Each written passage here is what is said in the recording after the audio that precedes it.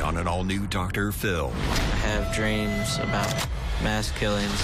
Could her son, the terrorists seem like heroes to him, take innocent lives? He has flat out told you that he could walk into a store or a school and kill everybody there. Yes. Once you kill that first person, the rest would not be hard at all. Authorities arrest him and stop the interview. The system is walking all over him. This is what will push my son over.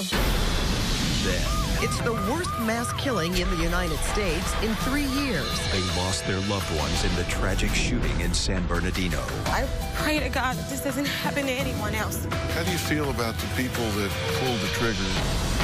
Their heartbreaking struggle to move on. We made a pact where we wouldn't tell each other goodbye because we know we would always see each other again. Now I can't tell, baby girl. See you later.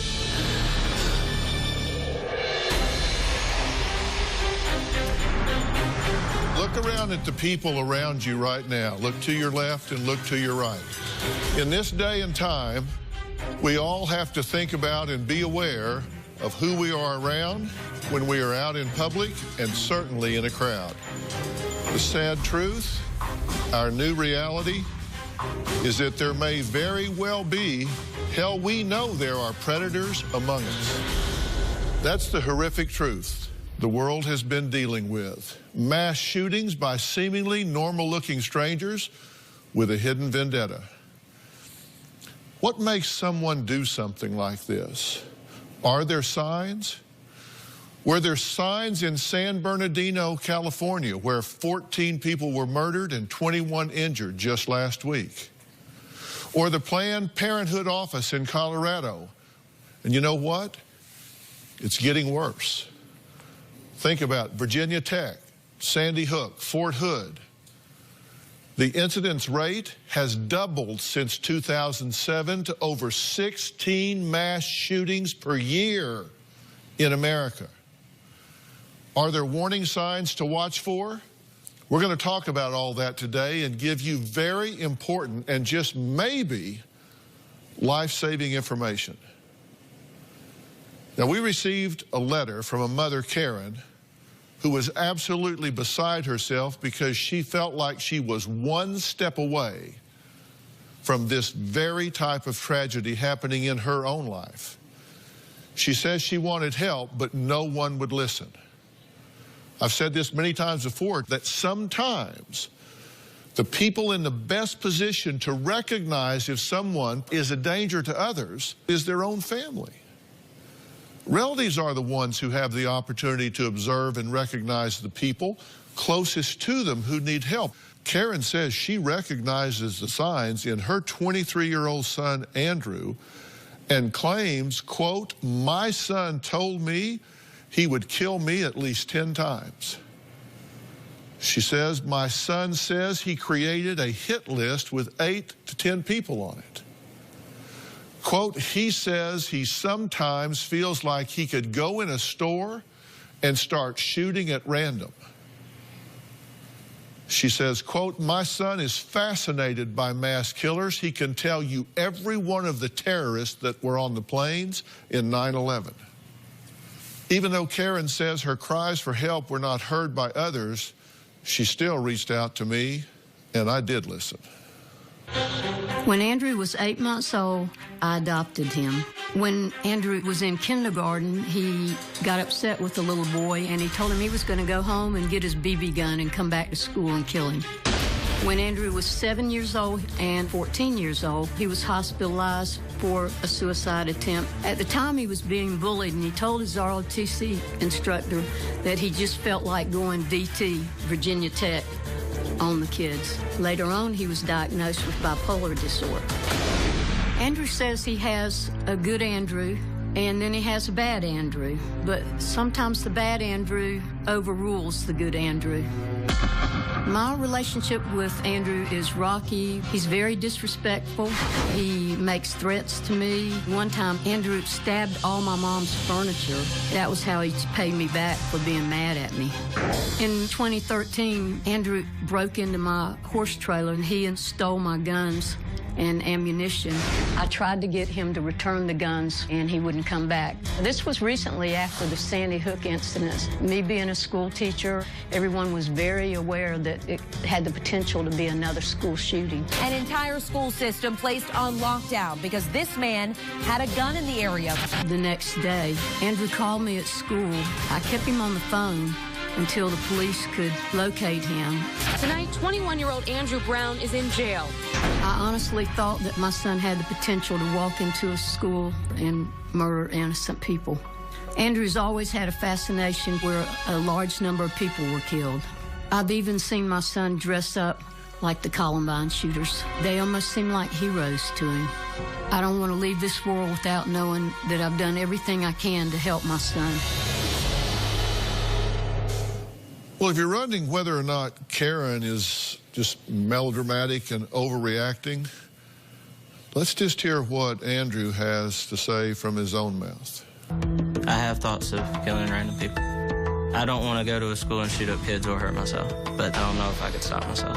I study everything that happens in mass killings from Pearl Harbor to the Holocaust, Columbine, Virginia Tech, and the War of September 11th. I've studied how to make pipe bombs in the past. I'm actually pretty good at it over the years. Columbine and Virginia Tech, I do believe that those people that did that were very misunderstood and very picked on, and I can relate very well to that. We're going to hear more from Andrew later and find out why the police took him away during our interview. But first, when I heard of Karen's issue, I got my resource department involved. And I told them that I would only do this show if we had an intensive psychiatric treatment for Andrew in place. And what I meant was, there are some guests that I see here that I consider to be high risk. And so I only agree to see them if I have an arrangement made where they go from this stage to an intensive inpatient psychiatric treatment center, or I won't see them. Now, Karen, it's hard for a mother to admit to themselves, to say out loud, to even pick up the phone and call the police and say, I believe my son is potentially a mass murderer. I believe he could go into a school or a mall or a store and kill everybody there. Hard's not even a word that could describe it. To know that your child has that potential, it's terrifying, but even more so, not to try to do something about it. He has flat out told you that he could walk into a store or a school and kill everybody there. He has. He's told me that on more than one occasion. In talking to Andrew, he said something interesting. He said it was important to him to kill innocent people. Mm-hmm. Why has he said this to you? His reply is, if I can kill innocent people, no reason that these people should die, that creates an enormous amount of pain. And even the people that don't know the people that are killed feel that pain and that emptiness when these mass shootings occur.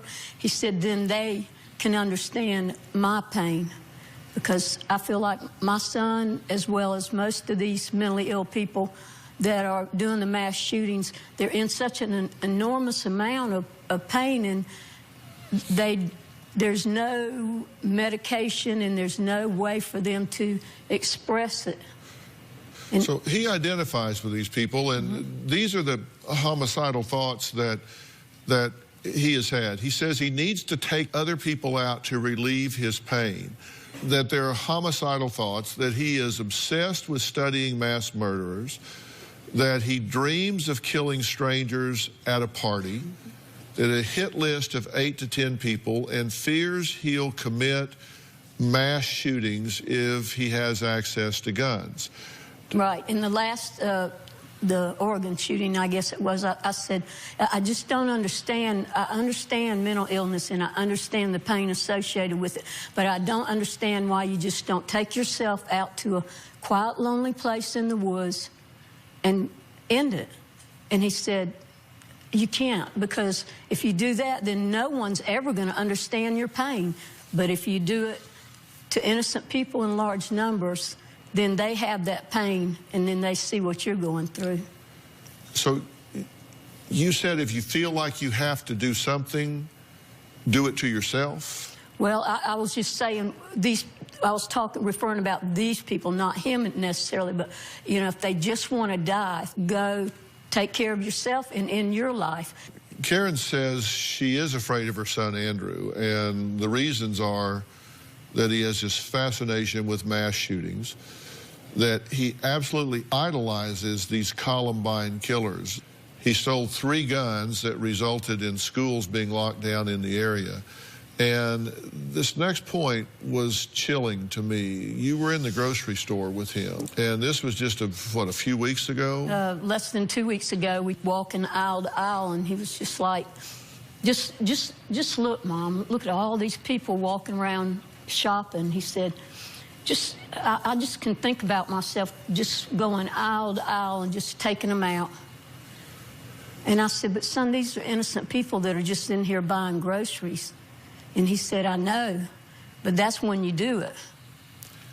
If I had a gun right now, I could take them all out. So he's there, like, looking at these targets. Yeah, people he doesn't know, young people, old people. Well, during our interview with Andrew at their home, Andrew was taken away by the police. We were there as the drama unfolded. We're going to show you what happened after the break.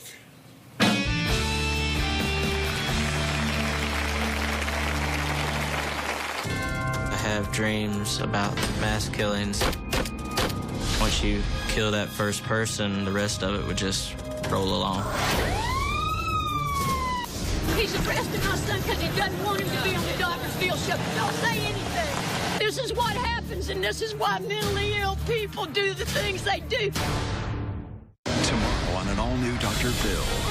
You wrote me 63 emails. I was desperate. A May-December marriage. I'm 26 years younger than Dawn. With issues. She says you get mad, stomp your feet, and put your fingers in your ears. That keep stacking up. Are you a hoarder? I don't think I'm a hoarder. He is. I'm on top of it. I'm acknowledging I have a problem. No, you're not. You said she's just a neat freak. You need to stop talking and listen. That's tomorrow. You are not in charge, my friend. I'm in charge of what I can do. Yes, I am. I have the control of where my hands aim and where my finger pulls the trigger. I can control that very much. I don't want to hear it. You don't have to hear it. It'll be on the news. That was the voice of 23-year-old Andrew, who has threatened to go on a shooting spree for years. His mother, Karen, says she has tried to get her son help to no avail, so she turned to me. A few days ago, we sent a camera crew to interview Andrew at Karen's home. While we were there, he was arrested by authorities who placed him in a van. Take a look. He's arresting my son because he doesn't want him to be on the Doctor's Field show. He's on my private property. He can film what he wants to film. I want the nation to see this. Don't say anything. You see what happened? You see why I call? You see why I have to fight all the time? And then they wonder why mentally ill people want to shoot police, because they do things like this to people that can't help it. Stuff like that where there's no compassion. This is what happens, and this is why mentally ill people do the things they do. You see, he's been pushed to his limit. They wouldn't even let him finish the taping, like he's going to escape. Escape from where? To what? I hope the whole country sees what just happened. They took my son in for not answering check-in calls. Consistently. We haven't consistently had internet service. And without internet service, we don't get phone service. You don't think they showed up right now today? They knew yesterday. They knew last night he missed phone calls. They did all this is timing. When they put people in jail, they promised him he was going to have therapy. They promised him he would get on his medications. They promised him that he could go to school. He spent 19 months and 3 days in there, and not one person tried to counsel him. This is why young people go off the deep end. You don't think if my son gets a gun, he's not going to go and just randomly take out some authority figures? This is what will push my son over. I'm telling you, this is going to push him over. Well, let's hope that's not true, and if he does something, it'll be his choice. It won't be in reaction to this. It'll be his choice. But you think what happened? You think they were there then? Why? I think that in this particular instance, they appeared to me to be trying to prevent him from having access to you and having access to some resources and help. Why would they not want him to get help? Their main interest seems to be in continuing to recycle them through the closed doors. You know, when I would visit my son in prison and see kids released, they'd say, well, see you later, see you in a few weeks, see you in a few months. You know, there is nothing when they walk out the doors in place to try to make it different for them. Well, shortly after Andrew was taken into custody, we received a statement from Georgia County of Community Supervision that read in part, quote, "We believe in providing offenders under our supervision the opportunity to make positive changes while in the community through individual support programs and assistance. However, the safety of Georgia's communities is our utmost concern. Earlier today, Mr. Brown violated the terms of his community supervision. After becoming aware of Mr. Brown's violations, our officers acted swiftly in the interest of public safety and took him into custody. While Mr. Brown is in custody, our officers will further investigate his violations and assess his risk to the community." Now, the complete statement will be on drphil.com. I work with law enforcement all over the country. I mean, they swear if you'd cut me, I would bleed blue. And I don't believe that law enforcement has a conspiracy to recycle criminals. I don't think they have a conspiracy to keep your son from getting help. I don't think that officers at one level always look at the big picture, because that's not their mandate. Their mandate is to execute whatever warrant or whatever court order they have in their hands. My experience is that law enforcement folks in general are good people that put themselves in harm's way every day to keep the rest of us safe, and I'm damn appreciative that they do. I agree. I just have to tell you, do they always make the right decision? Of course not. And I don't know what the timing was about here, but I do know this. You yourself believe that your son is a threat to the community. Before he was taken to jail, Andrew revealed his inner thoughts on what he claims drives him to think about killing and why he feels he could end up being a mass murderer. Now, let me tell you why I'm showing you this. If you go back and look at some of the most significant mass murders that have taken place, you'll find out that these folks telegraph what they're getting ready to do. These are not people that just come out of the blue. You always say, well, you know, we had no clue.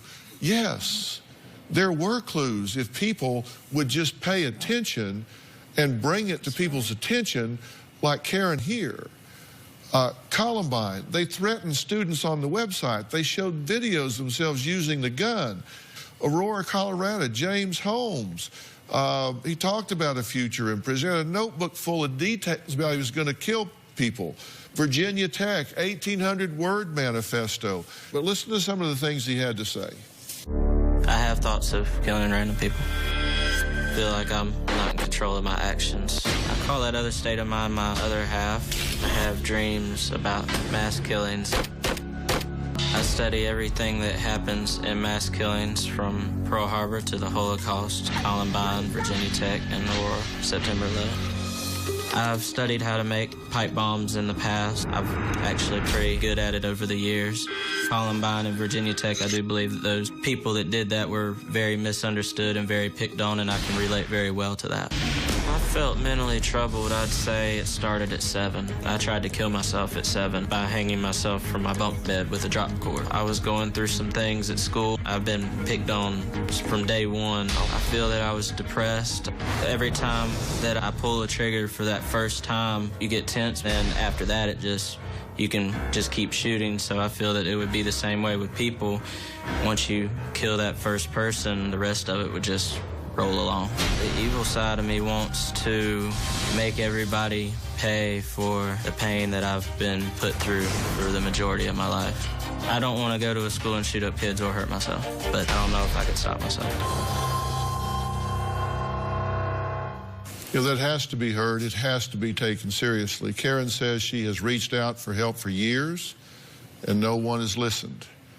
I have, and I'll tell her what I think should happen when we come back.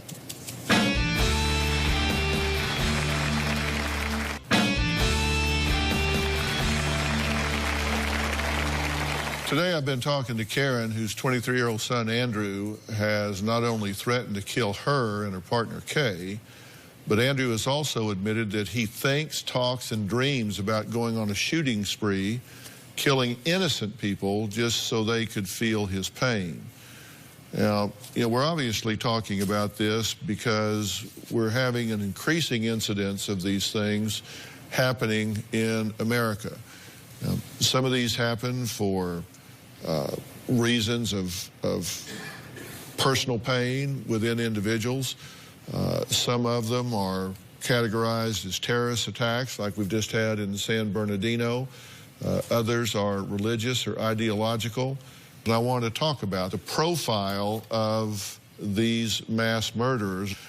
Mass murders tend, not always, but tend to be young males. They tend to act alone. They're usually carefully planned and prepared, which means they're premeditated. They think about it.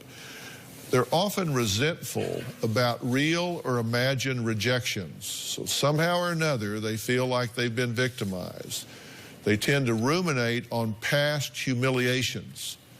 They have a long-standing fascination with weapons. They have paranoid worldviews. They have chronic feelings of social persecution, envy, grudge holding, anger, and entitlement. They're often tormented by beliefs that others are enjoying life while he must be a loner on the outside looking in. They long for power and revenge, and there's a deep despair, a fury and selfishness. And there's fantasies about violent revenge that will draw attention. And they seek to destroy others for failures to recognize and meet his needs.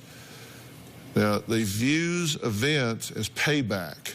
They may kill family members, pseudo-community that he believes has mistreated him, and there's no escape plan. They expect to die.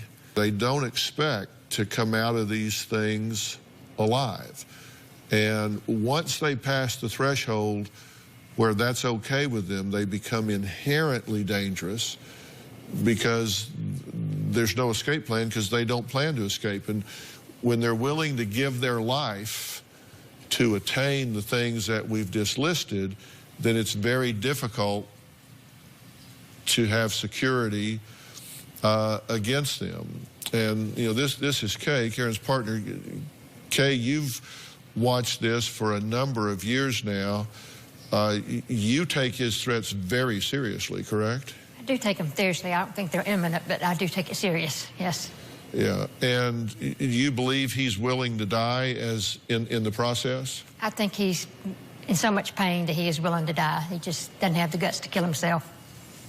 Yeah.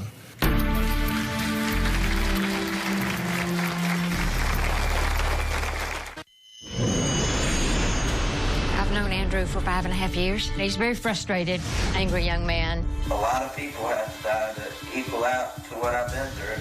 23 alone just for each year that I've been alive. 90 for the 90 days I've been out on parole. He fantasizes about guns. Andrew will get a gun in the future. He talks about his plans to commit a mass murder. I want Andrew to get some real help. He's admitted that he's very unhappy and he has a lot of dark thoughts. Do you not think you could wake up in the night at any point and he could be standing there ready to kill you? I don't think he's at that point yet. When he was little, he would roam around at night when I would try to go to sleep, and I would wake up sometimes and he would be standing over my bed, and it did make me feel uncomfortable, so I got a dog so that would wake me up first. And we do have concerns about this whole situation, and now that it's gotten more complex, and we both do carry weapons on us at all times to protect ourselves from our own son. Here's what's going on inside his head. I have dreams about mass killings and things of that nature, and it just kind of makes me think I could, in a sense, do something like that if I had the material, if I had the time frame to plan something out of that nature. At this point, as much as you don't want it to be the case, your son, while incarcerated, is not out committing a mass murder.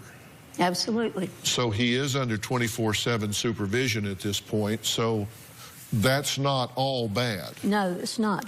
What you have to do is work diligently within that system. You have to do that through your legislators, your congressmen, the head of the penal system, everybody involved, because putting him in a cage 23 hours a day will do nothing but build anger.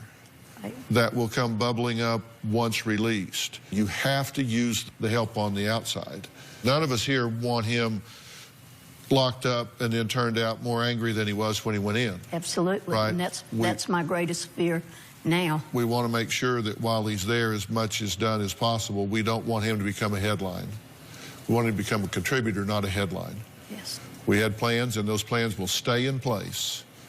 And if we get him released, then we'll pick up where we left off. Okay? Thank you.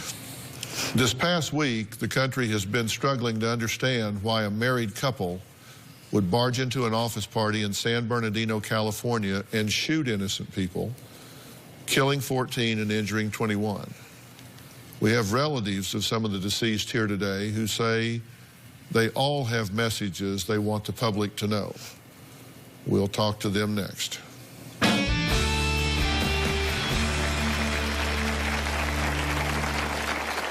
Now we have two suspects, both dressed in black. It's the worst mass killing in the United States in 3 years. Became all so real when we had to lock ourselves in the conference room. Tomorrow on an all-new Dr. Phil. Her husband's much older. He blew up at me because I was bagging groceries the wrong way. But is he more mature? She says you get mad, stomp your feet, and put your fingers in your ears. That's tomorrow. Shooting horror in San Bernardino. Having one suspect so far, male in black clothing. He's still firing rounds. 14 people are dead and 17 others are injured after they were shot inside the Inland Regional Center. Relax, everyone. Relax. I'll take a bullet before you do. That's for damn sure. Just be cool, okay? The FBI says it is investigating today's mass shooting as a possible terror attack. 2 suspects later tracked down, then killed in a shootout with police. CBS 2 has identified the male suspect as Saeed Farouk. He worked for the San Bernardino County Health Department. We're getting our first look at the female shooter, Tashfeen Malik. I don't have words to express how sad and how devastated I am. The threat from terrorism is real, but we will overcome it. We will destroy ISIL and any other organization that tries to harm us. We will prevail by being strong and smart, resilient and relentless. Well, it seems like mass shootings in our country have unfortunately become more commonplace. 27-year-old Sierra was inside the Inland Regional Center in San Bernardino that day, expecting to receive an Employee of the Year award during a holiday party. She ended up losing her life and leaving behind a close family, which includes her father, Gregory, stepmother, Kimberly, and sister, Tamisha. When we saw the shooting on TV, we started to wonder, was Sierra in that area? I didn't think my sister was there because her job was to be in the field. I called her throughout the whole day. I'm watching and praying and hoping for the best. And then as it got later and later, we started calling emergency rooms. That night was a horrible night, waiting. That's when it dawned on me that I might not be able to see my baby again. The next day, I got a call from her mother, and her mother said that she was gone. I had to break the news to my husband, and it was awful. You can't imagine the horror. I still can't believe it. It's been 4 days worth of crying. It's not day by day, it's second by second. I'm still in shock. It just doesn't seem real. I keep thinking that one day she's gonna text me and be like, that wasn't me. I'm okay. She didn't lose her life. Her life was taken. But her memory and the spirit of Sierra will never, ever die. I can't even imagine, as a father, I just cannot even imagine what you must be going through at this point as parents. And has this sunken in yet, what has happened? I feel that she's still with me, and she will always be with me. I can't allow myself to believe that she's not with me. You know, as days go by, it becomes a little more real that I won't be able to tell her that I love her. I'm living this 1 second at a time.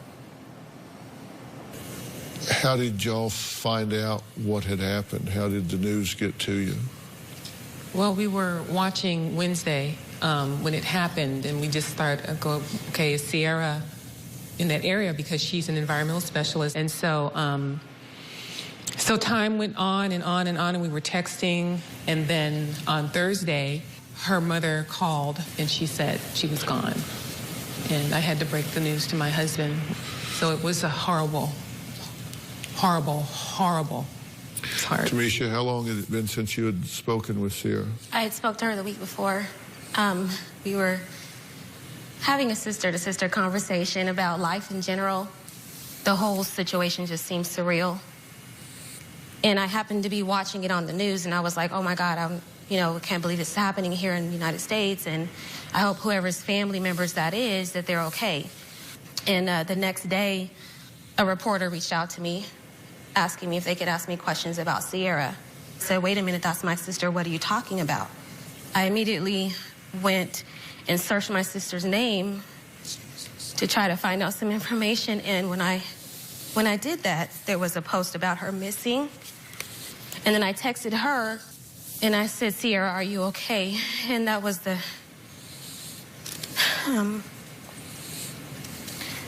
last message I sent to her, because I didn't know that she was gone at that moment. And then I got a phone call saying that she was gone. It was the most horrific news of my life. That's nothing that you would expect to hear at all. And plus, she's my little sister, so, you don't expect that your younger sibling is going to go before you. When I got the news, I became immediately hysterical, and yeah, it's nothing that I would wish upon anyone. Our world is worse off by a quantum leap because this young woman is not here. She was just so special, and, she was my sunshine. When she was a little girl, I wrote a song that says, you are my sunshine. You make my gray clouds go away. You brighten up my darkest day. Lord, don't ever take my sunshine away. We made a pact where we wouldn't tell each other goodbye. We'd say, see you later. Because we know we would always see each other again.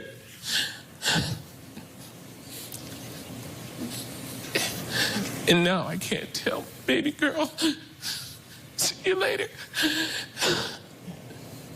I can't tell her that.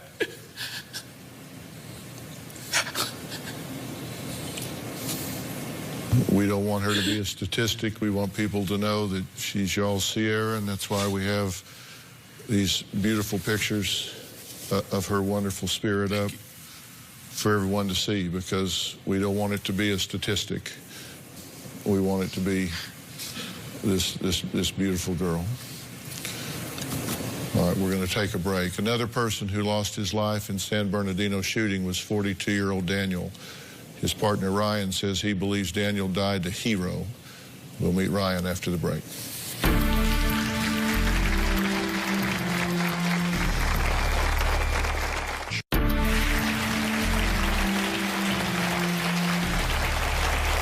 We're talking with family and friends of some of the victims of the horrific mass shooting that took place last week in San Bernardino, California. 14 people were murdered that day, and one of them was 42-year-old Daniel. Daniel's boyfriend Ryan says they were together for 3 years, and the loss of his partner hasn't really hit him fully just yet. Daniel worked at the Inland Regional Center as a job trainer for mentally disabled adults. I dropped Daniel off at work the day of the event. We have 2 suspects, both dressed in black. My sister text messaged me at approximately noon. You need to turn on the news. Something's happened. There's been a shooting. It's the worst mass killing in the United States in 3 years. I was in a frenzy and trying desperately to get a hold of Daniel. To no avail. Nobody had heard from Daniel. I was already fearing the worst. We got a visit from the coroner's office stating that they had positively identified his body on the scene. I have recently found out that somebody knew exactly where Daniel was. I was told that Daniel was actually in the hallway. He immediately started screaming and yelling for people to get out, hurry, and was ushering them towards the doors. And he actually ended up saving the lives of one employee of a company that visits the IRC, as well as 3 of their clients before he lost his life. This just meant the world to us because we knew that he died being Daniel. The one thing that I really want to get out is that we should not be judging all Muslims for the actions of a radical group. We all need to focus on working together in order to move forward and prevent these events from happening. I'm just so terribly sorry for your loss. How did you find out about what had happened?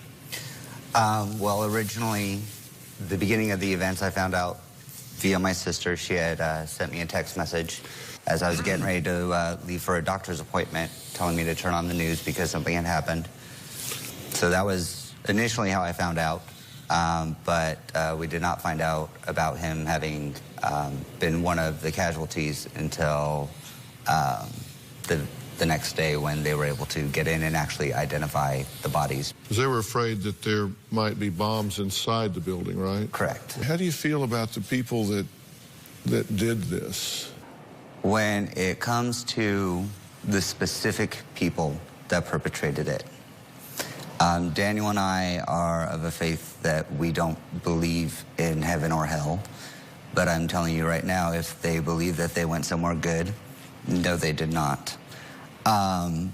Now, do I think that that applies to an entire community of people? Definitely not.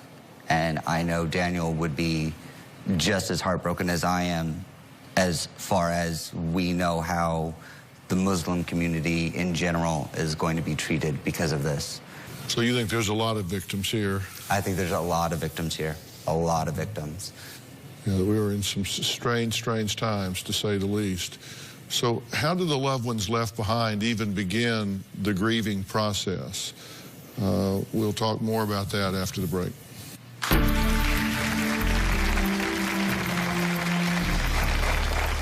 Ready to get real? Go to drphil.com for advice on relationships, parenting, finances, and more. Plus, weigh in on your favorite episodes, share your stories, and find support in the Dr. Phil community. When you sign up for the community, you will automatically be subscribed to the Dr. Phil Show newsletter. Log on to drphil.com today. Well, I'm here with Tamisha, Kimberly, Gregory, and Ryan, all sadly and tragically impacted by what happened in San Bernardino just last week. And, you know, people always wonder, how do you start putting it back together after you have such a tragic loss like this. And, you know, I always tell people that grieving is a process. And, you know, first and foremost, just don't be in a hurry. But by the same token, you have to realize that it's not a betrayal to begin the healing process. And I say that because it's important to know how long you hurt, how long you cry, how long you grieve is not a reflection on how deeply you loved.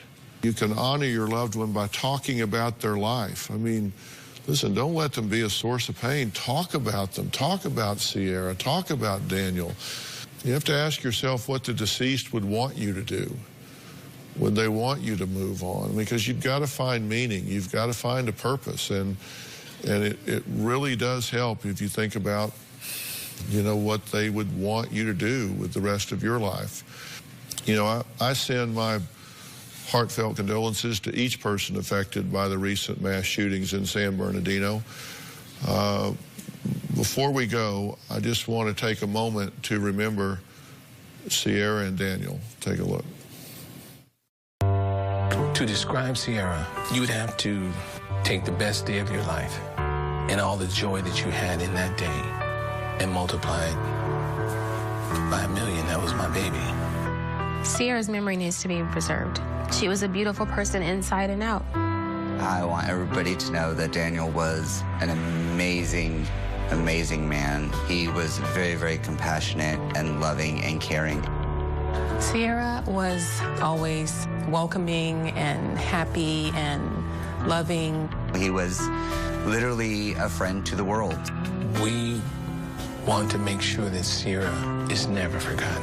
We want to make sure that the other people who were a part of this, their family members who died, that they're also never forgotten.